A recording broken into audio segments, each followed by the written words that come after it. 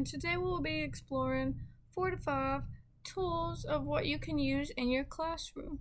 So first we'll begin off with education.com. As you can see on this little brief page, you have all kinds of things you can go to and all that source. And then another tool you can use is Prezi. And then you may also use not education, my bad, I'm sorry guys. Edpuzzle. Edpuzzle is another good one. You will have to log in first, but we're not doing that today. I'll do that in a different video.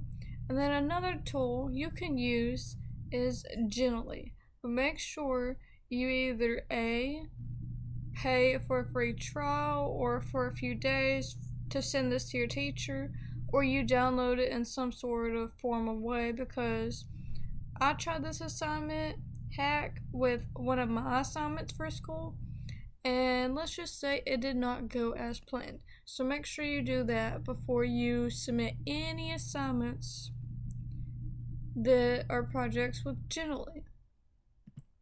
And to record some of your content that you're recording for your class for that day, for your lesson plans or whatever you have going on in your class that day, you can use ScreenPal if you're remotely learning and it is just NTI day or however you do your NTI days.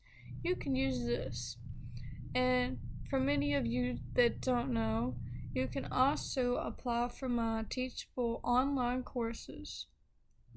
Now, I don't know if I have a price set, but you can go on here and there are many there's one course and there should be a few lessons already posted. I'm still working on the lessons, but you should be able to look at the curriculum and it is super easy, so you shouldn't have trouble with it. I've already looked at it myself.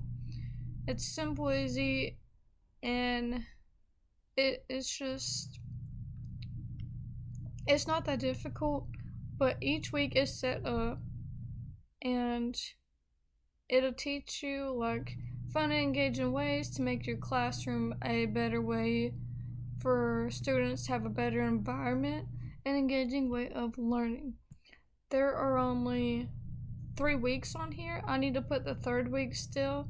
So if you are starting this and you're wondering where the heck is my 3rd week, this goes up to 6 weeks. I just haven't had time to put it on there, so work with me on that and I'll go on there and put that on there soon when I have time. For the next one, we're going to show you Adapted Mind. This one, I'm pretty sure you do have to start a free trial for your students if you want that one for a short period of time. But that is all. Thank y'all for watching. Bye now.